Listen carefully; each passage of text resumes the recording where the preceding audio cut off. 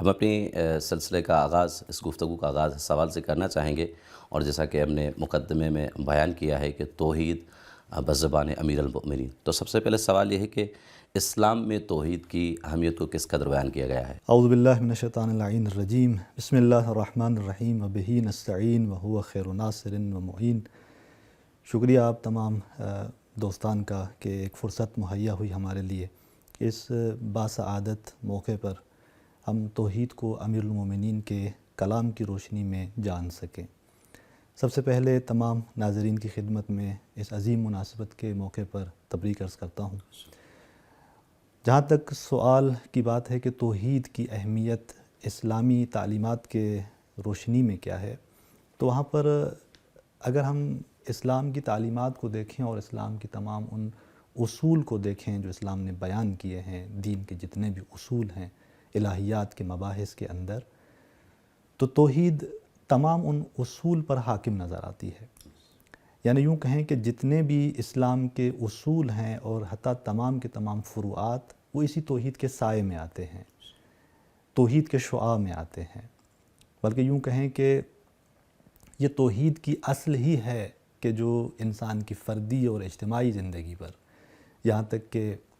چاہے وہ سیاسی زندگی ہو، اخلاقی زندگی ہو، عبادی زندگی ہو، ان تمام پہلوؤں پر توحید ہی حاکم ہے۔ لہٰذا اگر توحید کی اہمیت کو ہم مختصر انداز میں جاننا چاہیں گے تو سب سے پہلے قرآن مجید کی طرف ہم مراجعہ کرتے ہیں کہ قرآن مجید نے توحید کی اہمیت میں ایک نقطہ جو بیان کیا ہے وہ یہ کہ جتنے آسمانی شرائع تھیں اور وہ تمام آسمانی احکام جو خداوند متعال کی جانب سے ہمارے لیے نازل ہوتے رہے، اگر ان کا نقطہ اشتراک دیکھا جائے تو توحید ہے۔ یعنی تمام انبیاء نے انسانوں کو خدا کی وحدانیت کی طرف دعوت دی ہے، اور جتنی بھی مختلف شرائع تھیں آسمانی، ان کا جو ایک مقصد اور ایک مشترک ہدف اور مقصد تھا وہ یہی توحید تھی۔ اگر ہم چند آیات کی طرف مراجعہ کریں تو یہ بات ہمارے لیے بالکل واضح قرآن مجید نے بیان کی ہے کہ جہاں ارشاد ہے کہ وَلَقَدْ بَعَثْنَا فِي كُلِّ أُمَّةٍ رَسُولًا أَنِ اعْبُدُوا اللَّهَ وَاجْتَنِبُوا الطَّاغُوتَ، کہ ارشاد ہے کہ ہم نے ہر امت کے درمیان مبعوث کیا رسول کو کہ ان اعبدوا اللہ، کہ تم خدا کی عبادت کرو اور طاغوت سے اجتناب کرو، پرہیز کرو۔ اسی طرح ایک اور آیت کے اندر یوں ارشاد ہوا کہ وما ارسلنا من قبلک من رسول الا نوحی الیہ انہ لا الہ الا انا فاعبدون، کہ ہم نے تم سے پہلے رسول کو نہیں بھیجا مگر یہ کہ ہم نے وحی کی اس کی طرف کہ کوئی پروردگار نہیں ہے سوائے میرے، فاعبدون، اور میری عبادت کرو۔ تو انہی دو آیات سے آپ دیکھتے ہیں کہ انبیاء کا جو بنیادی ہدف اور مقصد بیان کیا جا رہا ہے کہ ان کو کیوں بھیجا جا رہا ہے اور کس کام کی دعوت کے لیے بھیجا جا رہا ہے، تو وہ یہ ہے کہ یہ انسانوں کو خدا کی وحدانیت کی طرف دعوت دیں۔ اور اسی طرح ایک اور آیت کے اندر ارشاد ہوا کہ قل یا اہل الکتاب تعالوا الی کلمۃ سواء بیننا و بینکم، کہ اے اہل کتاب، پیغمبر گرامی اسلام کو ارشاد ہے کہ کہہ دو اے اہل کتاب، اس کلمے کی طرف آؤ جو مساوی ہے ہمارے اور تمہارے درمیان، ان لا نعبد الا اللہ، کہ ہم عبادت نہ کریں مگر پروردگار کی، خداوند متعال۔ تو ان آیات کے تناظر میں اور بہت سارے اس طرح کی آیات ہیں، ایک بات جو ہمارے لیے روشن ہوتی ہے وہ یہ کہ تمام اسلامی تعلیمات کے اندر، تمام اسلامی اصول کے اندر توحید ایک خاص اہمیت کی حامل ہے کہ ان تمام اصول اور تعلیمات جو ہیں وہ اسی توحید کے سائے میں، اسی توحید کے شعاع میں آتی ہیں۔ پھر آج کے ہمارے اس موضوع کے تناسب سے اگر ہم روایات کی طرف نگاہ کرتے ہیں اور بالخصوص امیر المومنین امام علی علیہ السلام کے بیانات کی طرف نگاہ کرتے ہیں، تو امیر المومنین نے توحید کے سلسلے میں بہت سارے مطالب پیش کیے ہیں، بیان کیے ہیں، توحید کی معنی سے لے کر اس کے آثار تک، اس کے نتائج تک، کہ یہ توحید کیا ہے اور انسان کی زندگی میں اس توحید کے کیا آثار نمایاں ہوتے ہیں۔ تو وہاں پر اگر ہم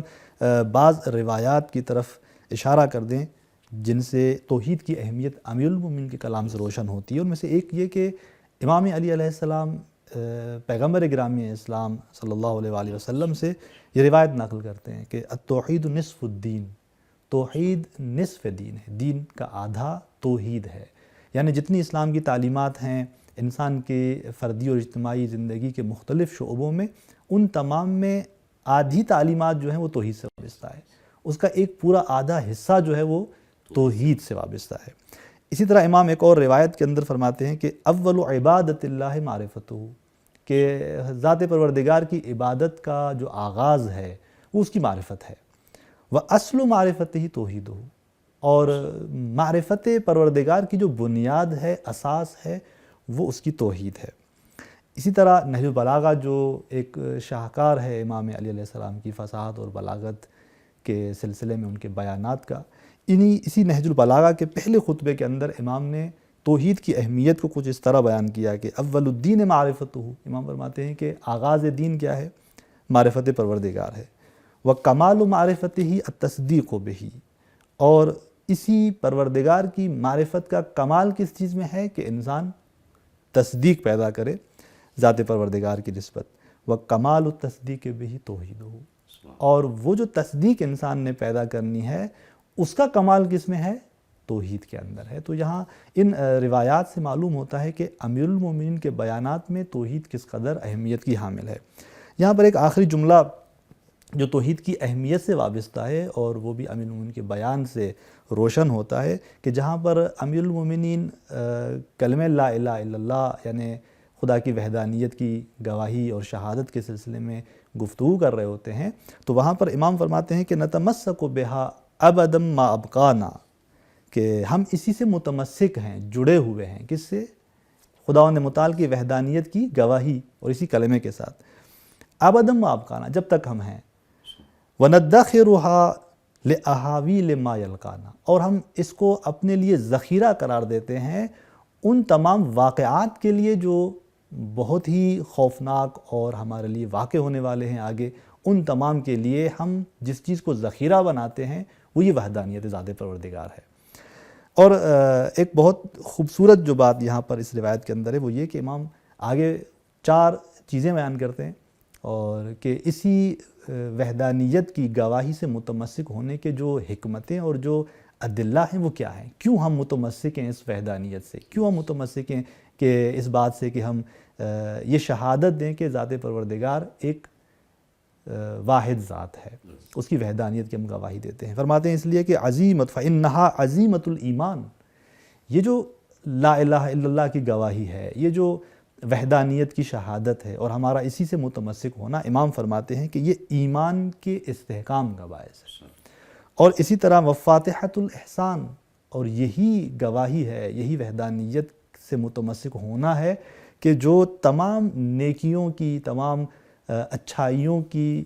ایک جو ہے وہ یوں کہیں کہ سبب بن رہی ہوتی ہے، سرچشمہ بن رہا ہوتا ہے، یہی کلمہ لا الہ الا اللہ، یہی شہادت توحید ان تمام احسانات اور خوبیوں کے حوالے سے۔ اور آپ دیکھیں کہ یہاں پر اس جملے کی اگر ہم گہرائی کو دیکھیں کہ امام جو فرما رہے ہیں کہ یہ جو گواہی ہے وحدانیت کی کہ ہم اس سے متمسک ہیں اس لیے کہ یہ ایمان کے استحکام کا باعث ہے، اور دوسری جانب سے جتنی بھی نیکیاں ہیں، جتنی بھی اچھائیاں ہیں، ان تمام کا سرچشمہ ہے۔ تو اس کا مطلب یہ ہوا کہ یعنی اگر انسان کی سعادت کو دیکھا جائے کہ ہر وہ چیز جو انسان کی سعادت میں کردار ادا کرتی ہے اور جو فضیلت انسان کو اپنانی چاہیے اور جو فضائل اور اخلاق انسان کو نصیب ہونے ہیں، ان تمام کا سرچشمہ اسی توحید میں رکھا ہوا ہے کہ اگر انسان اسی توحید سے متمسک ہے تو وہ فضائل سے متمسک ہے، وہ اپنی زندگی میں چاہے فردی ہو چاہے اجتماعی زندگی ہو، وہ ایک سعادت سے وابستہ ہے، سعادت اس کو نصیب ہونی ہے۔ پھر جب توحید یہ کردار ادا کرتی ہے انسان کی زندگی میں کہ تمام اچھائیوں کا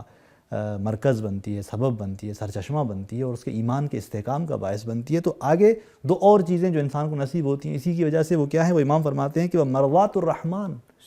پھر ذات پروردگار کی رضا اور خوشنودی اس انسان کو شامل حال ہوتی ہے، ومدحرۃ الشیطان، اور شیطان اسے دور ہوتا ہے۔ ظاہر سی بات ہے کہ دیکھیں شیطان مکمل جو کردار ادا کرتا ہے انسان کی شقاوت کے سلسلے میں اور انسان کو جس راہ پہ لے جانا چاہتا ہے وہ یہی ہے کہ انسان کو وہاں لے جائے کہ جہاں انسان اس بات کا قائل ہو جائے کہ خدا کا شریک ہے،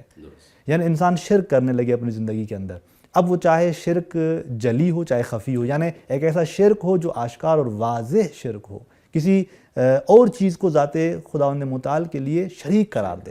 یعنی وہ شرک جلی نہ ہو خفی ہو، یعنی کچھ ایسے شرک بھی ہوتے ہیں کہ انسان جب وہ شرک کرتا ہے تو وہ شرک اس کے لیے روشن نہیں ہوتا، واضح نہیں ہوتا، خود اس کی طرف متوجہ نہیں ہوتا، لیکن در واقع وہ شرک کر رہا ہوتا ہے۔ مثلا یہ کہ آپ دیکھیں انسان پر جب مصائب آتے ہیں، مصیبتیں آتی ہیں، تو انسان کسی اپنے معتمد شخص کے پاس جاتا ہے، دوست کے پاس جاتا ہے، اور وہاں پر یہ کہتا ہے کہ اب میری یہ جو مشکل حل ہونی ہے وہ تمہارے ذریعے ہی حل ہونی ہے۔ یہاں پر تمام تر راہوں کو وہ نظر انداز کر کے، اور ایک ہی راہ اس کی نظر میں ہوتی ہے، وہ اس کا اپنا رفیق، اپنا دوست، اور وہ اسی کو ہی اپنا سب کچھ سمجھ کے کہہ رہا ہوتا ہے کہ اب اگر میری مشکل حل ہونی ہے تو تمہارے ذریعے حل ہونی ہے، اور تم ہی ہو جو میری مشکل حل کر سکتے ہو۔ تو یہاں پر در واقع گرچہ یہ انسان توحید کا اقراری ہے، معترف ہے، لیکن عملی اعتبار سے خدا کو بھلا کر تمام تر اپنی توجہ ایک اور ذات کی طرف مرکوز رکھے ہوئے ہے۔